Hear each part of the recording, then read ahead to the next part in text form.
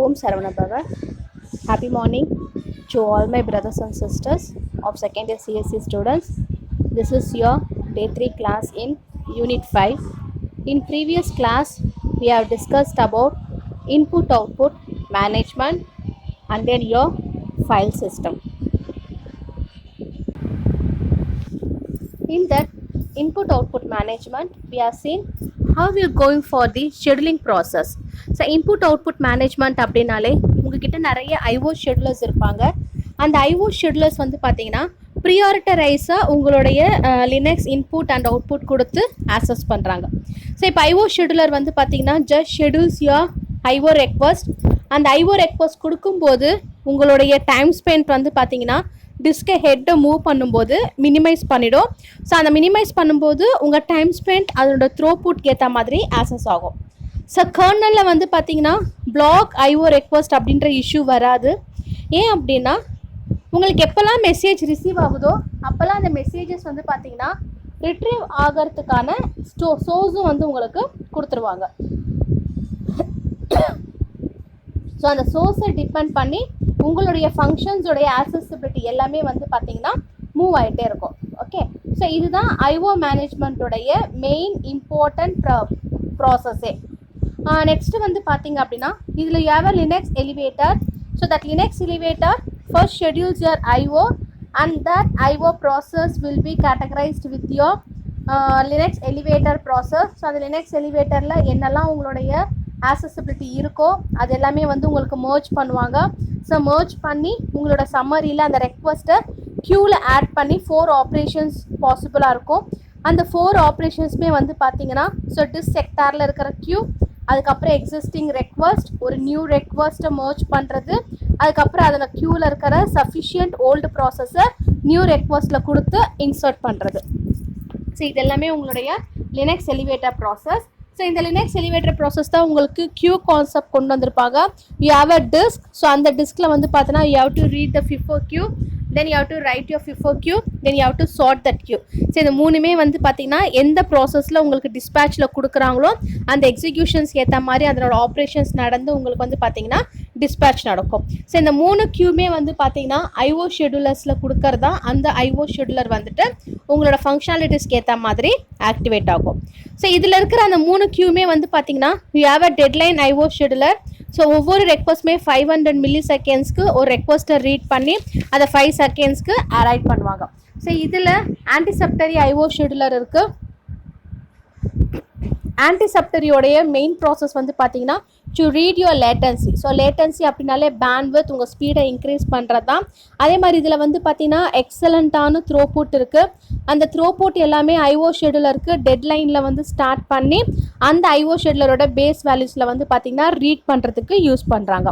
இப்போ இதில் நிறைய ஹேண்டிலிங் யூஷுவல்ஸ் மெத்தட்ஸ் இருக்கும். அந்த யூஷுவல் எக்ஸ்பெரேஷன்ஸ் எல்லாமே வந்து சர்டன் பீரியட் ஆஃப் டைம்குள்ளேயே you have to handle that request. So அந்த ஹேண்டில் பண்ணுற ரெக்வஸ்ட்டு வந்து IO ஷெடியூலருக்கு வில் 6 பேக்ஸ். ஸோ 6 பேக்ஸ் ஆகும்போது அது வந்து லெஃப்ட் ஆஃப் பண்ணி ஸோ எங்கெல்லாம் உங்களோட ப்ரீவியஸ் ரெக்வஸ்ட்டை கண்டினியூ பண்ணமோ அந்த இடத்துலலாம் கண்டினியூ பண்ணுறதுக்கு யூஸ் பண்ணிப்பாங்க. இதில் வந்து பார்த்தீங்கன்னா you have a default IO scheduler. So that default IO scheduler will be activated in your Linux kernel. So அது லினக்ஸ் கர்னலில் கொடுக்கும்போது it will perform many workloads. So அந்த workloads எல்லாமே வந்து ஐடலாக இருக்கும் சர்வருக்கு. ஸோ அது ஐடலாக இருக்கும்போது அந்த இடத்துல ரொம்ப புவராக வந்து ஒரு அன்காமன் கிரிட்டிக்கல் ஒர்க்லோட்ஸ் எங்கே இருக்கும் அதோட சீக் வந்து பார்த்தீங்கன்னா டேட்டா பேஸில் ஸ்டோர் பண்ணுவாங்க. தென் we have seen the comparison between your Windows and then the Linux. So next topic we have seen about an file system. So file system அப்படின்னா என்னென்னா ஒரு ஹார்ட் டிஸ்க் இருக்கும். அந்த ஹார்ட் டிஸ்க்கை பார்ட்டிஷன்ஸ் பண்ணுவாங்க. So அதை partitions பண்ணும்போது you have a logical volume. So that logical volume will hold some files. So அது ஹோல்ட் பண்ணுற அந்த ஃபைல் சிஸ்டம் வந்து பார்த்தீங்கன்னா இம்ப்ளிமெண்ட் பண்ணுறாங்க. ரா டிஸ்க் பிளாக்ல கொடுத்து இம்ப்ளிமெண்ட் பண்ணுவாங்க. ஸோ அதை இம்ப்ளிமெண்ட் பண்ணும்போது அந்த ஃபைல் சிஸ்டம்ஸ் அது எந்த கோடில் இருக்கோ அதை இம்ப்ளிமெண்ட் பண்ணிவிட்டு அதோட ஓவர் ஹெட் டேட்டாஸை ஆக்சஸ் பண்ணுறாங்க. இதில் உங்களுக்கு தேவையான யூனிக் சிஸ்டம்ஸ் வந்து பார்த்தீங்கன்னா ஒரு வெல் டிஃபைன் கர்னல் இன்டர்ஃபேஸில் ஒரு மல்டிபிள் டைப்ஸ் ஆஃப் ஃபைல் சிஸ்டம்ஸில் ஆக்டிவ் பண்ணுறதுக்கு யூஸ் பண்ணிக்கிறாங்க. ஸோ இதனோட ஃபைல் சிஸ்டம் இன்டர்ஃபேஸ் வந்து பார்த்தீங்கன்னா வில் அப்ஸ்ட்ராக்ட் தி ஹார்ட்வேர். அதனால உங்களோட ஃபைல் சிஸ்டம்ஸ் வந்து எக்ஸ்டர்னல் ஃபேமிலி அப்படின்னு சொல்லிட்டு எக்ஸ்டர்னல் 2, 3, 4 அப்படின்னு ஃபேமிலியோட சப்டிவிஷன்ஸ் இருக்கும். இதில் வந்து பார்த்தீங்கன்னா 255 கேரக்டர்ஸ் வரைக்கும் you have a limit. So external 2 அப்படின்றது வந்து பார்த்தீங்கன்னா second extended file system. So second extended file சிஸ்டம்ஸில் உங்களுக்கு வந்துட்டு 1993 டெவலப் பண்ணுறாங்க. 16 ஜிபிலேருந்து 2 டெகாபைட் வரைக்கும் மேக்ஸிமம் இண்டிவிஜுவல் ஃபைல் சைஸ் இருக்கும். அப்போ அதோட ஓவரால் சைஸ் வந்து பார்த்தீங்கன்னா 2 டெகாபைட்லேருந்து 32 டெகாபைட்ஸ் வரைக்கும். தென் next one is external 3. So இது வந்து third extended file system. It was introduced in the year 2001.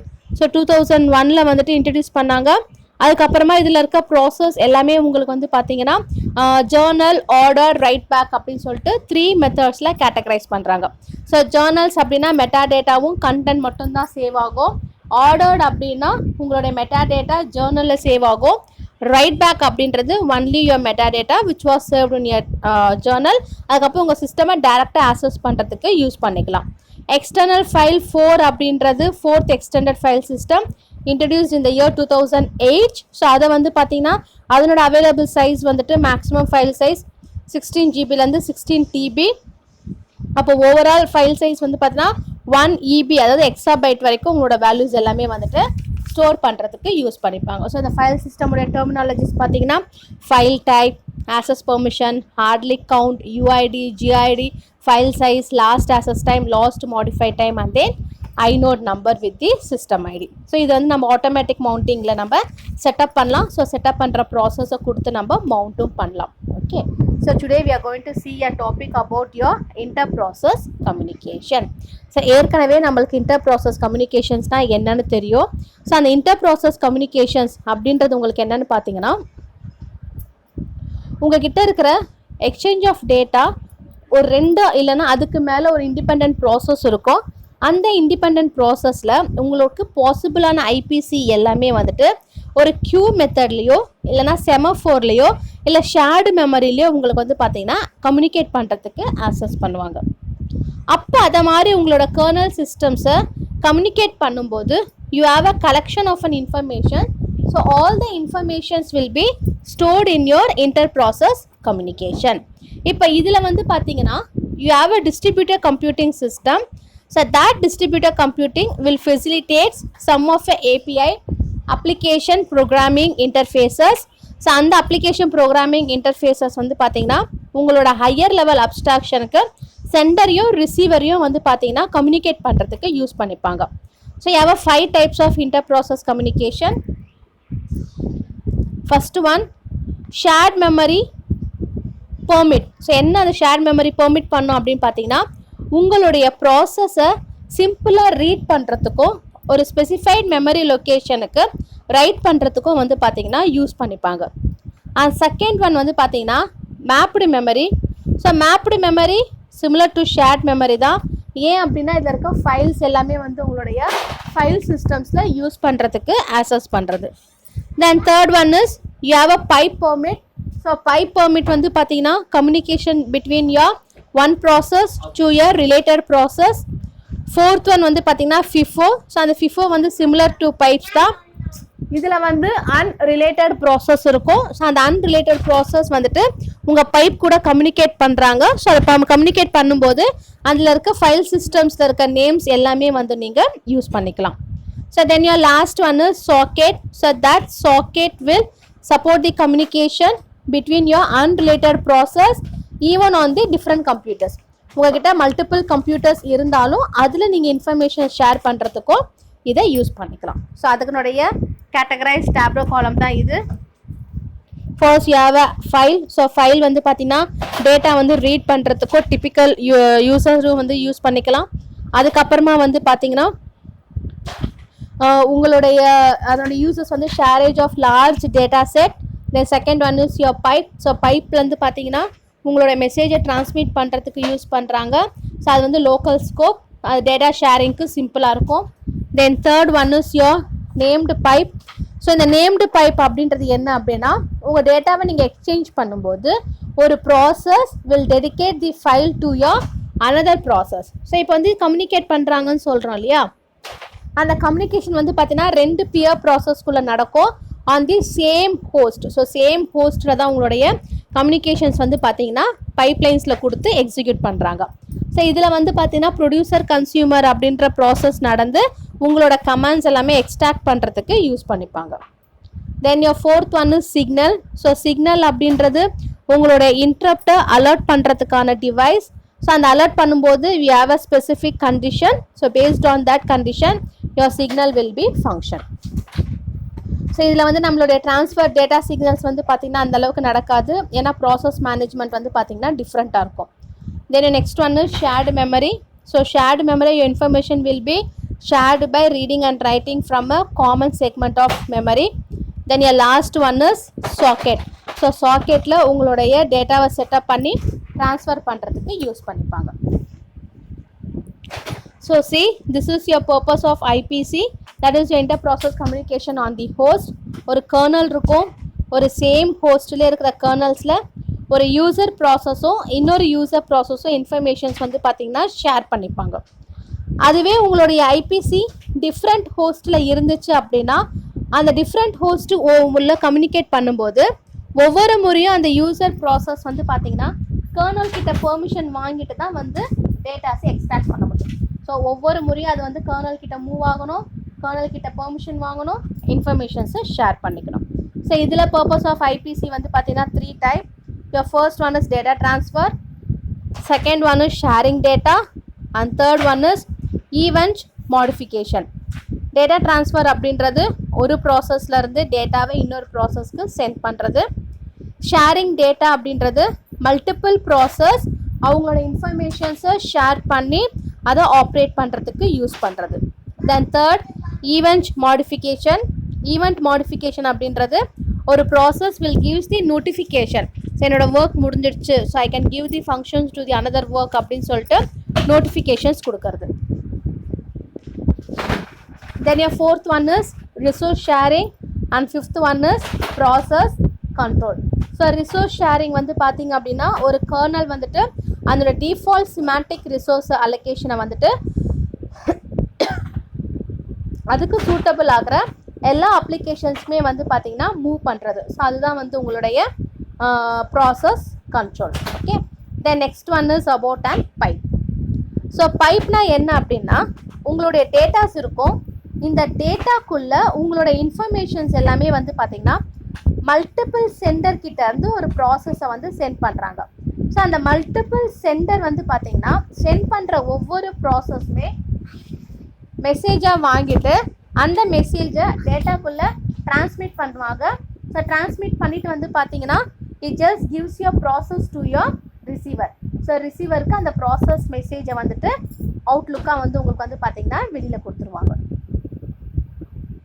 So இதை மாதிரி மல்டிபிள் ப்ராசஸ் சென்டர் கிட்டேருந்து வாங்க வந்து பார்த்தீங்கன்னா உங்களுடைய ப்ராசஸ் வந்து பைப்பில் வந்து எக்ஸிக்யூட் ஆகும். ஸோ அதுக்கான கோடிங் தான் இது.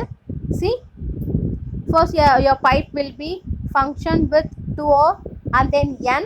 ஸோ N and then 2 அப்படின்ற இன்ஃபர்மேஷன்ஸ்க்கு அதை வந்து கொடுத்துட்றாங்க. அதுக்கப்புறம் அதோட கேரக்டர் பஃபர் வந்து பார்த்தீங்கன்னா 100 பஃபர்ஸ் வரைக்கும் எடுத்துப்பாங்க. ஸோ அந்த 100 பஃபர்ஸ் வரைக்கும் எடுத்ததுக்கப்புறமா உங்களோட இன்ஃபர்மேஷன்ஸ் எல்லாமே வந்து பார்த்தீங்கன்னா இப்போ பைப்பு வந்து லெஸ் தேன் 0 இருந்துச்சு அப்படின்னா you will get an error message as your pipe as an error.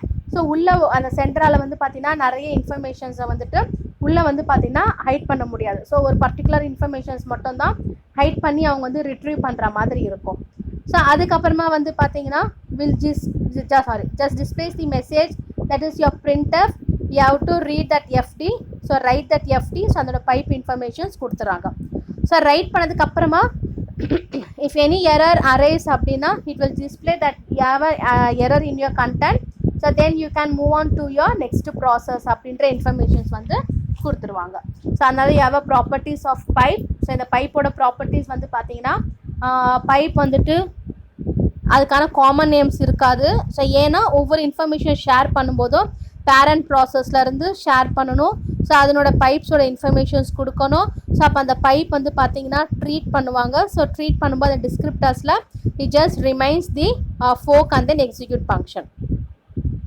So பைப்பில் வந்து மெசேஜஸ் எல்லாமே ஃபிக்ஸ்டு நம்பர் ஆஃப் இன்ஃபர்மேஷன்ஸ் தான் கொடுத்து ரீட் பண்ணுறதுக்கு யூஸ் பண்ணிக்கிறதா இருக்கும். ஸோ அதே மாதிரி பைப்பில் you can get the output of a command or it will just gives your input command.